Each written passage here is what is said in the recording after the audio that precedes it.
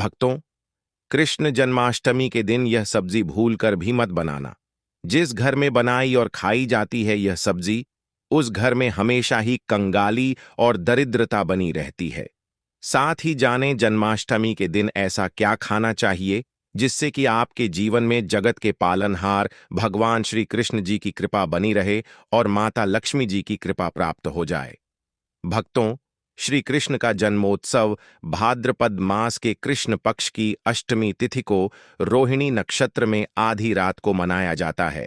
शास्त्रों में लिखा है कि यह दिन कलयुग के सबसे पुण्यकारी दिनों में से एक है। इस दिन भगवान विष्णु ने कृष्ण रूप में जन्म लेकर संसार से अधर्म का नाश किया और धर्म की स्थापना की। जन्माष्टमी व्रत के दिन अगर कुछ गलतियां हो जाएं या कुछ वर्जित वस्तुएं खा ली जाए तो इससे भगवान श्री कृष्ण नाराज हो सकते हैं और उस घर में कंगाली, दरिद्रता, रोग व क्लेश हमेशा ही बने रहते हैं। भक्तों, आज हम आपको इस वीडियो में बताएंगे कि जन्माष्टमी व्रत के दिन वह कौन सी सब्जी है जो भूलकर भी नहीं खानी चाहिए। इन सब्जियों का जन्माष्टमी व्रत के दिन त्याग कर देना चाहिए और वह कौन सी चीज है जो जन्माष्टमी व्रत में जरूर ही खानी है और वह कौन सी चीज है जिसे जन्माष्टमी व्रत के दिन घर में लाने से भगवान श्री कृष्ण जी का आशीर्वाद प्राप्त होता है। सब कुछ जाने जन्माष्टमी 2026 की इस छोटी सी वीडियो के माध्यम से। तो वीडियो के अंत तक बने रहना है, तभी आपको संपूर्ण जानकारी प्राप्त होगी।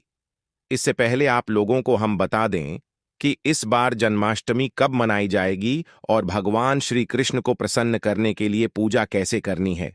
उसके बाद हम आपको बारी बारी से बताएंगे कि वह कौन सी सब्जियां हैं जिनका सेवन हमें भूल से भी जन्माष्टमी व्रत में नहीं करना है, अन्यथा पाप लग सकता है। भक्तों, आइए जानते हैं जन्माष्टमी का महत्व, शुभ मुहूर्त और पूजा विधि के बारे में।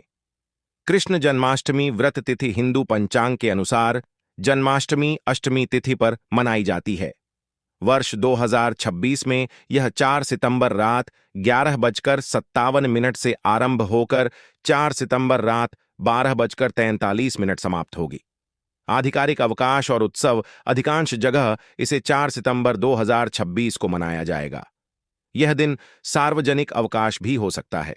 निशिता पूजा, मध्य रात्रि का मुहूर्त 11:57 PM से 12:43 AM 4 सितंबर। यह समय सबसे शुभ माना जाता है।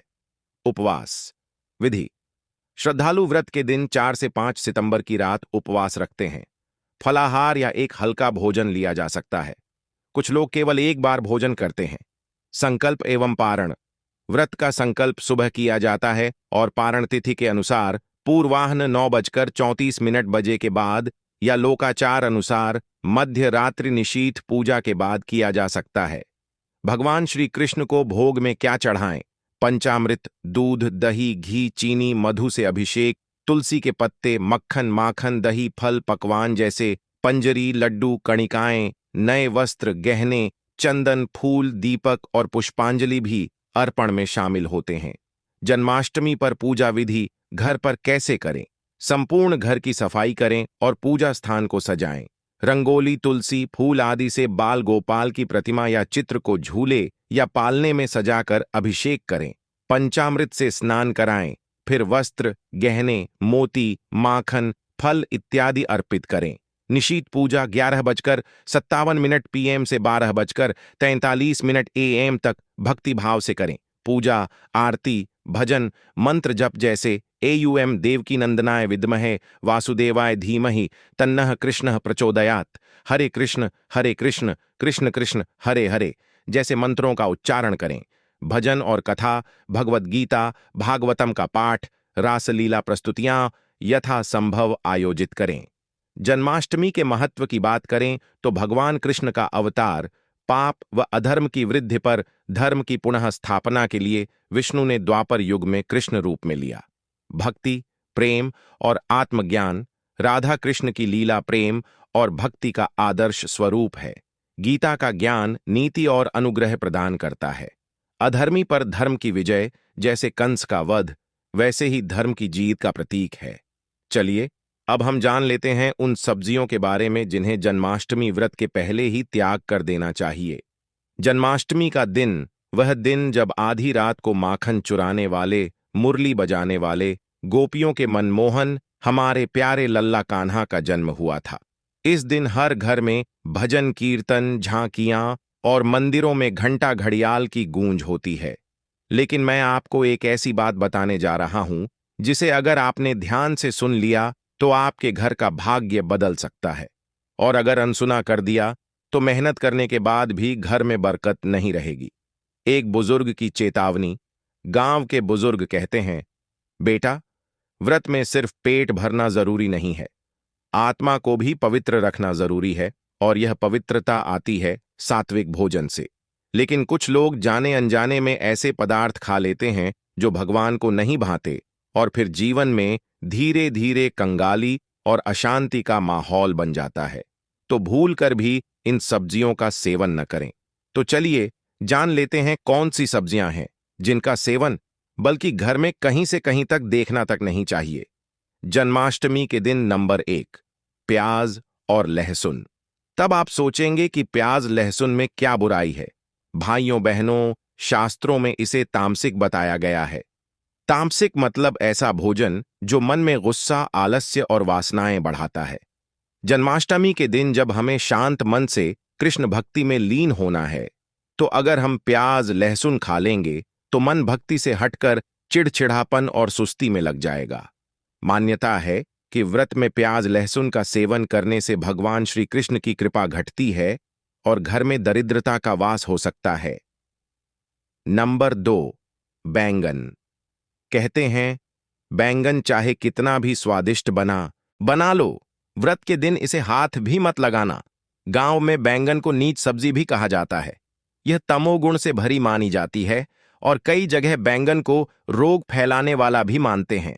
जन्माष्टमी के दिन बैंगन खाने से पूजा का असर कम हो जाता है। और तो और, पुरानी कहावत है, जो व्रत में बैंगन खाए उसके घर सुख शांति दूर जाए। नंबर 3, तीखी मिर्च। अब भैया, व्रत में तीखी मिर्च क्यों नहीं खानी चाहिए? क्योंकि मिर्च से शरीर में गर्मी बढ़ती है और मन अशांत होता है। जन्माष्टमी के दिन हमें अपने मन को भगवान की तरफ मोड़ना है, लेकिन तीखेपन से गुस्सा और चिड़चिड़ापन बढ़ता है।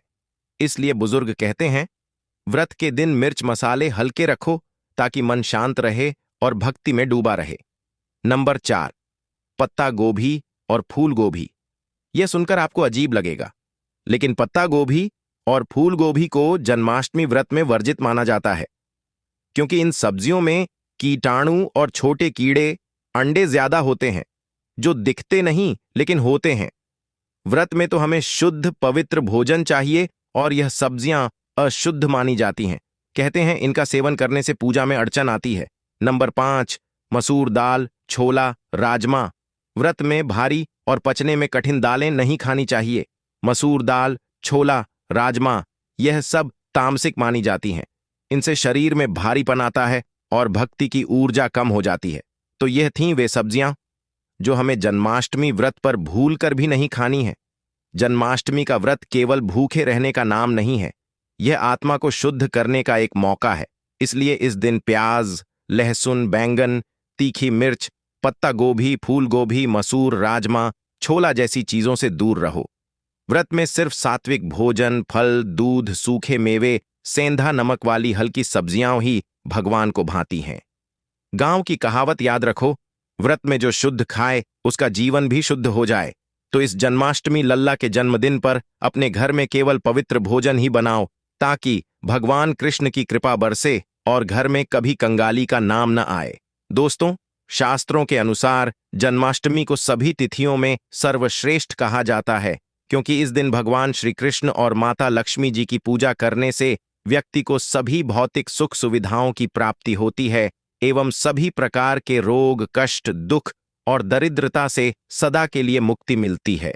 साथ ही जन्माष्टमी के इस अति पावन दिन में कुछ विशेष उपाय करके व्यक्ति अपने जन्म जन्मांतर में किए गए सभी पाप कर्मों से भी छुटकारा पा सकता है। दोस्तों, आगे बढ़ने से पहले आपसे रिक्वेस्ट करते हैं कि वीडियो को लाइक जरूर करिएगा और जय श्री कृष्ण, AUM नारायण नमः अवश्य लिखना। जिससे कि माता लक्ष्मी की कृपा सदैव आप और आपके परिवार पर बनी रहे। तो दोस्तों, आप जानें जन्माष्टमी पर ऐसा क्या करें जिससे आपके जीवन में सभी चीजें आपके मन मुताबिक हों, आपके अनुकूल हों, पुत्र की प्राप्ति हो, संतान का मंगल हो और संतान के जीवन में कभी कोई परेशानी न आए। इसलिए हर एक माता पिता को एक विशेष चीज का सेवन जन्माष्टमी के दिन जरूर कर लेना चाहिए। साथ ही कुछ ऐसी चीजें भी हैं जो आपके घर में जन्माष्टमी पर भूल कर भी नहीं बननी चाहिए। उनके बारे में दोस्तों, जन्माष्टमी की पूजा और प्रसाद में आप अंगूर अवश्य लेकर आई, क्योंकि अंगूर श्री कृष्ण जी को बेहद प्रिय है और भगवान श्री हरि विष्णु जी को 5 प्रकार के फल, जिसमें केला, अंगूर, आम, पपीता, नारियल शामिल हैं, अर्पित करने चाहिए। आप अपने मन के अनुसार फल लाइए, लेकिन अंगूर, केला, पपीता अवश्य होना चाहिए। पर यदि किसी कारणवश आप इनमें से कोई भी फल अर्पित न कर पाए तो मिश्री या किशमिश का भी भोग भगवान को लगा सकते हैं, क्योंकि जगत के पालनहार भगवान श्री कृष्ण आपके सच्चे भाव, प्रेम एवं भक्ति को देखते हैं। आप कोई भी 5 रंग के फल ले सकते हैं, परंतु बात का आप विशेष तौर पर ध्यान रखें कि भगवान श्री कृष्ण जी को और माता लक्ष्मी को नाशपाती हमें कभी भी नहीं चढ़ानी चाहिए। इससे धन का नाश होता है, क्योंकि इस फल के नाम से ही अर्थ निकलता है, नाश करने वाला फल। नाशपाती, शास्त्रों के अनुसार जो व्यक्ति किसी भी शुभ दिन, खास करके कृष्ण जन्माष्टमी पर अंगूर खा लेता है, उसके जीवन में कभी धन की कमी नहीं होती। जन्माष्टमी के दिन अंगूर में साक्षात श्री कृष्ण जी का आशीर्वाद विद्यमान होता है, माता लक्ष्मी का आशीर्वाद होता है। इसलिए दोस्तों, आप अंगूर अवश्य खा लें।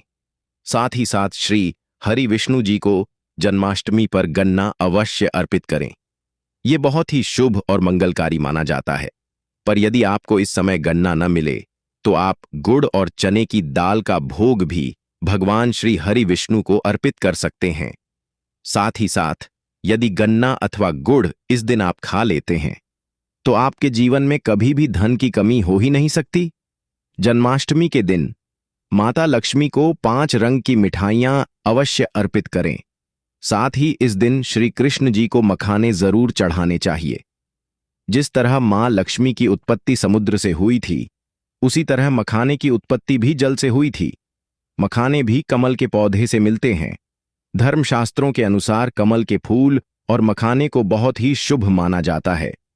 आमतौर पर मखाने की खीर बनाकर श्री लक्ष्मी नारायण को अर्पित करने से घर में धन धान्य के भंडार भरे रहते हैं। जन्माष्टमी की पूजा में भगवान श्री कृष्ण जी को जो भी व्यक्ति दूर्वा घास अर्पित करता है तो उसे कोई भी गरीब नहीं बना सकता। ऐसा व्यक्ति स्वयं ही धनी हो जाता है। इस दिन प्रसाद के रूप में दूर्वा घास अवश्य लानी चाहिए और पूरे परिवार को खिलानी चाहिए। भगवान श्री कृष्ण की कृपा हमेशा आपके परिवार पर बनी रहेगी। जो व्यक्ति जन्माष्टमी के दिन श्री कृष्ण को गाय के दूध से बनी खीर अर्पित करता है तो उसकी कुंडली के सभी ग्रह नक्षत्र उसके